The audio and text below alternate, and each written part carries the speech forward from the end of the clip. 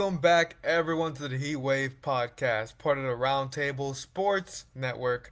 My name is Anthony Aguirre, your host, Miami Heat beat writer.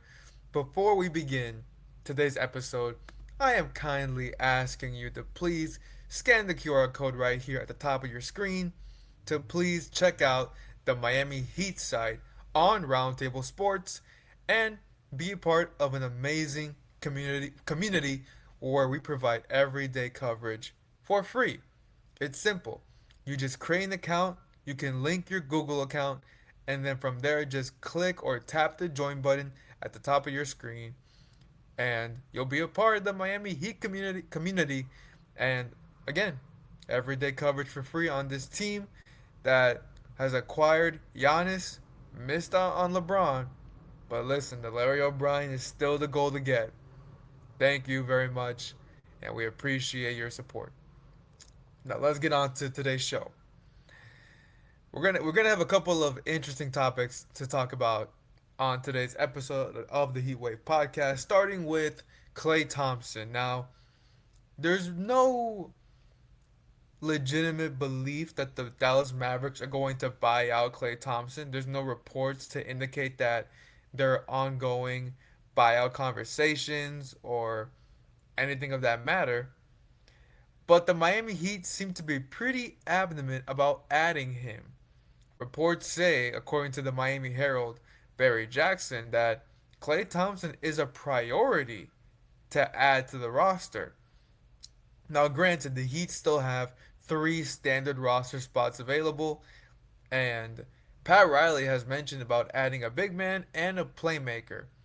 Now, the shooting aspect, granted, everyone is saying, the Heat needs shooters, the Heat needs shooters. And granted, in a league like today, you can never have too much shooting. But to say that the Heat don't have shooters is a bit of delusional. That's the right word to say. Mainly because they have some good shooters. Andrew Wiggins is a good shooter. Pelle Larson. Davion Mitchell is not a high volume shooter, but me personally, I expect the number of attempts to go up for next season. And of course, Tim Hardaway Jr. They got some shooters. They're just not the most prolific shooters, but it doesn't mean that they're bums. Now, Klay Thompson, obviously one of the best shooters of all time, arguably second behind Steph Curry. You can make the case for Ray Allen, Reggie Miller, but Klay is, of course, one of the best shooters of all time. And granted, things haven't panned out in Dallas, but it's not his fault. All right, he went there to team up with Luka. He went there. He went there with Luka. But instead, the franchise made a drastic turn, traded him to Los Angeles, got Anthony Davis back in the deal, but he never really played. So that whole thing was a bust. It completely took the Mavericks off of the trajectory that they were on because they were coming off a championship appearance. They made the NBA Finals, and now this it's like what are you doing? You know, we're already past the Nico days, but like that was insane. And again, that was sort of a dirty move in terms of Klay Thompson's aspect because he went there to play alongside a superstar who's younger and a higher ceiling, obviously, but a drastic turn by a pretty tragic decision by the organization. Now, Klay Thompson is still under contract for this upcoming NBA season, but then he'll be said to be a free agent the following year, the following summer. Now, the Heat could technically trade for Klay Thompson, but is it worth it? I'm not too sure if I would be comfortable giving up more assets for a player like Klay Thompson, someone who's already on the older side, and you know, he's already well beyond the two injuries that he suffered from that 2019 NBA Finals. But I'm just not too comfortable with the fact that the Heat would need to give up more assets, more younger pieces, more specifically Nikola Jovic, to get a guy like Klay Thompson. The legacy is always going to be there. He's again one of the greatest shooters of all time, without 1,000%. But I'm not too sure if I would, even with Nikola Jovic's ups and downs. And granted, I'm not the highest of believers in Jovic, mainly because of just the lack of on court production on the Miami Heat. But regardless, Jovic is still a more promising player, and he's younger. There is still potential for upside. Thompson has already peaked. So, can he be sustainable the rest of his career? Now, the other side of it is with Thompson being an expiring contract, and if he were to sign with the Heat, it would likely be a 1 year deal, a vet minimum. Okay, then you're off the books of Jovic's deal, which is more of a long term deal. And granted, it's not looking good. Because why would the Heat give an extension to someone who has not been so healthy to start his NBA career? It's a bit unsettling. I think Jovic has yet to play 60 games in a single season. Let me double check that. I know the 60 game, but there's a different number that I want to get to. If I'm not mistaken, it's just hang on. Bear with me. Bear with me. I'm getting there. I'm getting there. Yep, I knew it. He has yet to play 50 games in a single season, and they extended him. It's it's unsettling. It's unsettling. So the Heat could get off that kind of contract with a Klay Thompson deal, but again, I'm not too sure if the Heat should even consider that because Klay Thompson's window is obviously very small. So I'm not too certain about it. Honestly, I would lean no, that the Heat should not trade for Klay Thompson. Sign him in a buyout deal. That's what you hope for, but a buyout has to agree on both sides, the franchise and the player. Does Klay Thompson want a buyout? There's been no indication publicly that Klay is seeking a buyout. So that's like these whole conversations is a big what if. It's a big does he want to. So we'll have to wait and see on that. Now, let's get to something very interesting. Obviously, LeBron James signs with the Philadelphia 76ers. The Miami Heat were in the race. In my opinion, the whole sweepstakes was between Philadelphia and Miami.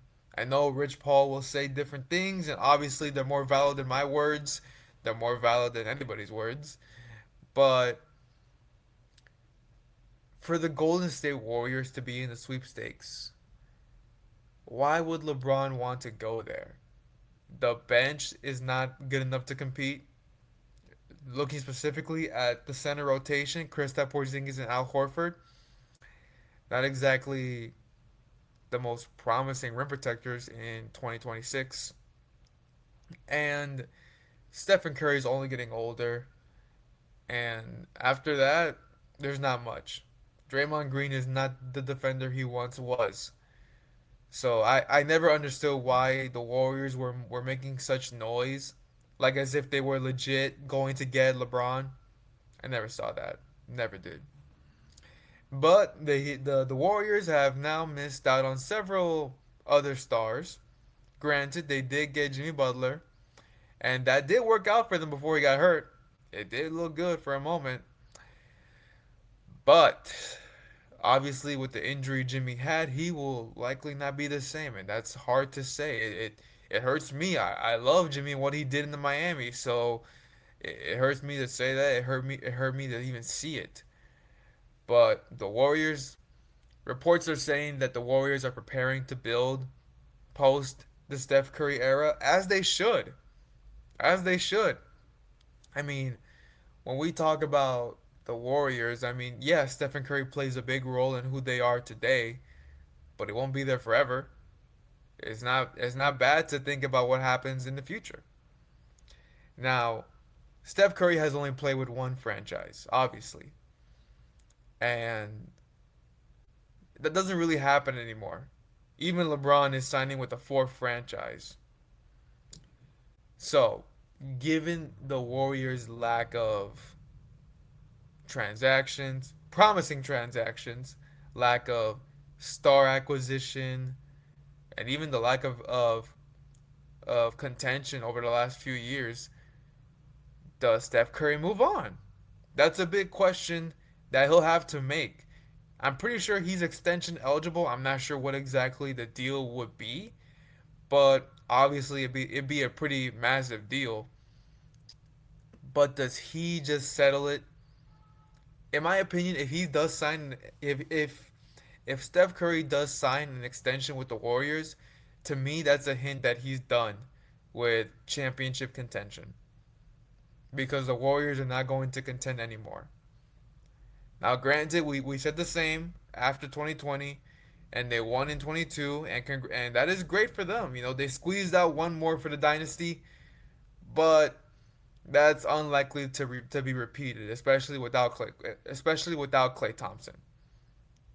So, if Steph Curry were to, let's say, explore free agency, how aggressive can the Heat realistically be?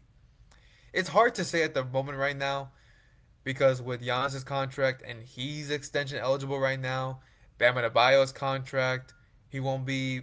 I'm pretty sure he won't be extension eligible for at least another year. Then you got other deals coming up, Davion Mitchell, Jovic's contract. You have to worry about that and that salary. So there's a lot of questions, but if there's one thing the Heat love to do, it's star hunting. They've gone after several stars since 2020. Kevin Durant, Bradley Beal, Kyrie Irving, James Harden, Damian Lillard. Granted, they missed out on all of them, and that was stressful to watch. But Stephen Curry outside of a Warriors jersey, you would never think that. But then again, most of us in 2020 were not thinking. We were thinking that Giannis would never leave the Bucks. He's a Buck for life. He will never play in a different uniform.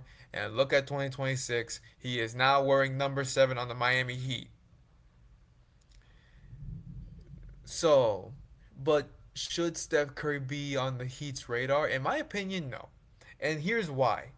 The main reason why I say no is because you already have your stars established.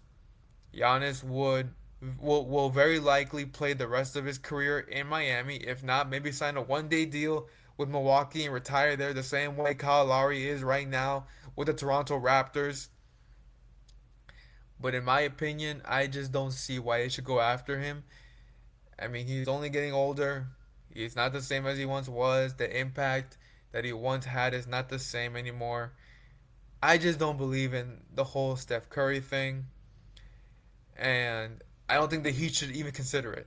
If even in the crazy realm of possibility that Steph Curry's a free agent and he'll take a vet minimum, I'm not too sold on Steph. And here's my thing. This might be controversial, especially for Warriors fans, for Steph Curry fans. Go at it. I don't think Steph Curry was ever a player that carried a franchise, at least not successfully. We've seen LeBron do it. 2018 is a prime example of it. I mean, you look at the supporting cast, it was not that promising. But LeBron put them there. He put them in the NBA Finals. I'm not even a LeBron fan like that. I'm really not. And Curry, he's had success with the same exact core. When when you have Klay Thompson, when you have Draymond Green, when you have Andre Iguodala, keep in mind as soon as Iggy went back to Golden State, They looked better already. They were like it was like they were back to the to the the dynasty days, the earlier dynasty days. So think about that. Iggy returning helped the Warriors win a championship. Klay Thompson coming back from injury helped them win another championship. Draymond Green, he's just not the same defender anymore. I'm not saying Steph is like a system player or that I'm not even diminishing his greatness. It's not even that.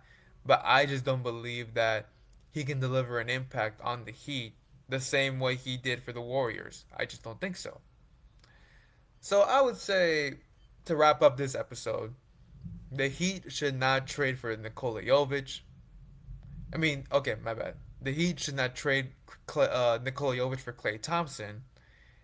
Only a buyout is the best is the only option that the Heat should go about this if Klay Thompson is such a priority as the Miami Herald reports. And for Steph Curry and the whole free agency looming thing, I would say let's just put that to bed. Let's just not even do it. We got Giannis. The Heat got Giannis. That's all that needs to be said. But that'll do it for today's short episode. My name is Anthony Aguirre, Miami Heat beat writer for the Roundtable Sports Network.